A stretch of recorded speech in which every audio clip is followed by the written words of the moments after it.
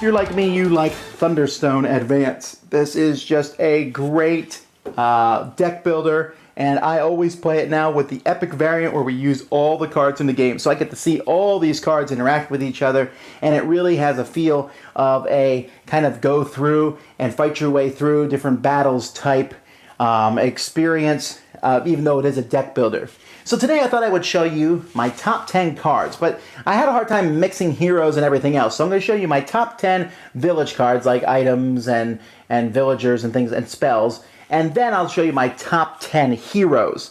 Now, I'm only looking at Thunderstone Advance. Most of the stuff from Thunderstone that was good was put in Advance. Some things weren't. In fact, one of my favorite heroes would have been, I think, the Tauren guy who could equip any number of weapons. Love that guy, but I don't think he's in Thunderstone Advance. But there's a whole pile of cool stuff I'm about to show you. I'm sure there's much more than that, though, but let's get started.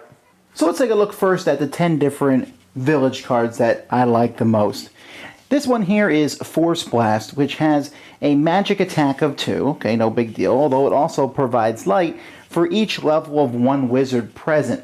So if you have a level 3 wizard there, it does 3 light. This isn't that big of a deal, but the magic attack is great. And the fact that if you have wizards, and this kind of gives you a focus on a certain person, having a certain person in the party wizards there present. I don't know, I just like this one. Then I have the Flaming Sword. Now I have to admit, about 50% of why I like this card so much is the artwork. I'm not always a fan of all the Thunderstone artwork, but I like this sword. And then a straight up 3 magic attack and a 1, and it only has a weight of 5, and it's 2 coins when used in the town. This is just, and it only costs 5. I think it's really great all around, one of my favorite things. I'll almost always buy one. Fireball is the same thing. Magic attack 3 provides a light. The difference is it's not a weapon. You can always use it. You can use it when there's just a bunch of people there. If I ever have 9 and the fireball is available, I buy it instantly. Period. I don't even hesitate. It is such a great card. I believe it was in the very first Thunderstone, and it's still doing well today. Ambrosia is a nice one because it adds attack 1 at all your heroes, and it adds 2 strength each hero, which may or may not matter. But what I really like is if something destroys a hero, I discard that hero instead. That's a huge deal, especially since so many monsters tend to destroy heroes, or sometimes heroes are self-destructive or what have you. Ambrosia is great, and it does a whole pile of things. And for 6 cost, and again, it can be used for 2 when purchasing in the town, just good all around. The Guardian Blade, you'll notice I really like swords. This is a physical attack of +3. And if the equipped hero would be destroyed, discard that hero instead. So just like Ambrosia, but it's specifically pointed towards one hero. It's also kind of a cool looking sword. Then we have the Dancing Sword. Physical attack of 2, but it works even if it's not equipped. If it's not equipped, it's a magic attack +2. And again, it provides a light. And again, it's useful for 2 when you buy things in town. I really like swords, but I especially like swords that can fight by themselves. All right, let's stop talking about swords, although there's a picture of a sword here in the card. The Veteran Trainer. At the beginning of the game, I always want to level up my characters, but it's hard to get that experience. Well, this guy here gives you experience equal to the number of monsters you revealed. So if you he gives you points for monsters that you've already gotten. Plus, you can just kill this guy, destroy this card to level up 1 hero. At the beginning of the game, that could be a really cool thing, especially, you just pay 5, get the guy, and later on level up 1 of your heroes. Unstable Crystals. Now, some people may not like this card, and it really is kind of a push your luck type thing. This gives you a magic attack +3. When you're in a dungeon, every time you use it, though, you get another one in your deck, so you can have piles of these. And if you ever have 3 at the same time present, then they're all destroyed, and you add a random card, and 1 more random card. So it's really dangerous, but up to then, come on, it's a +3 magic attack, and gives a light. Oh, great, and you get another one? So what I try to do with these is try to make sure I have as few in my hand as possible. 2 is great, 3 is bad. And invariably they come back to bite me, but I just like using them. Paired Swords. I like this one because when you buy it, you get another one. You get 2 swords for the price of 1. So it's just a physical attack +4. There's not much about it. It's probably not even that great of a card in the game, but I like the theming of it, and I like how you can buy 1 weapon and get 2 copies of that weapon in your deck. So if you think about it, you're paying 7 to get 2 +4 attacks. And then my favorite item or thing you can get from the village is the Tauren Gauntlet. This is a magic attack +2 and strength +2 to a hero. What's great about this, not to mention it's worth 3 when buying other things, is that this is not a weapon. So it acts like a weapon, but you can still have another weapon. So essentially I can give this magic attack +2 to my hero, increase their strength by 2, so then they can take one of the big massive weapons. You know, if I have the Torn Gauntlet and then I have a flaming sword, that's just awesome. And I've actually had that happen in games before. So the Torn Gauntlet's my favorite. Alright, on to heroes. Now, note when I talk about the heroes, I'm going to be showing their level 3, or if they have one, a level 4 version of that hero, because that's my favorite thing, that's what I strive to get. Number 10 here is Enhanced Intelligent Jack. This guy is great because he's a +3, but also, if he can destroy a card and add physical attack 4 and light +2. It's a great way to get rid of diseases, so that's a big thing for me, and I like him for that.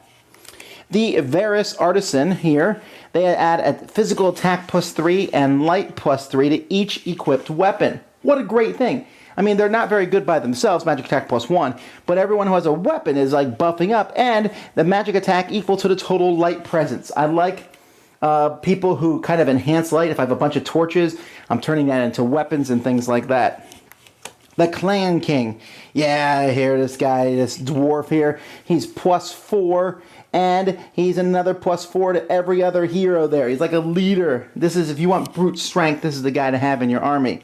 And if there's no weapon present, he can buy a weapon and add it to your hand. So usually if you're going in a dungeon, you don't have that much money to spend. But hey, if you can just quick buy a weapon and equip it, man, this guy's great. Then we have the Glamourcast Maestro, which is a really weird name and a horrible picture, I think. He's a magic attack 3. But he gives each other hero magic attack +2, which is great if you have several other heroes. And you get a victory point, an experience point for every hero. That is wonderful. This is one of those guys, when I see him, I will instantly buy him, even though, again, try to ignore the artwork. Dark Eternal, a straight magic attack +3, but she also adds attack equal to the total victory point of all monsters present or in the top 5 cards of your discard pile. So the more monsters you kill is not always helpful, because you get these monsters and most of them are pretty useless in your hand. But the Dark Eternal allows you to use them and add a magic attack, which is something I think is fun. Then we have the Woodguard Elder. Now, again, half of why I like this guy is because he's so different. He's not a human or an orc or anything. He's not even a treant. He's just like a really ticked off tree. But he's a +3. He can't put a weapon on him, which saddens me. But then he gets another +6. He's +9 for no reason, and everyone gets a card, including you. And you can destroy a disease to get another card. Love this guy. And he provides him with 1 light, which is also nice. I don't know, is he lighting his trunk on fire? Who knows? Then the Ard Seductress.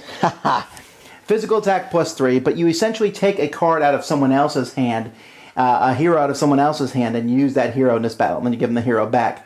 If you're watching someone and someone is preparing, you know they're getting ready for a battle, you know they have a good hero, and this makes this person really useful in that regard. And she also is 3 money.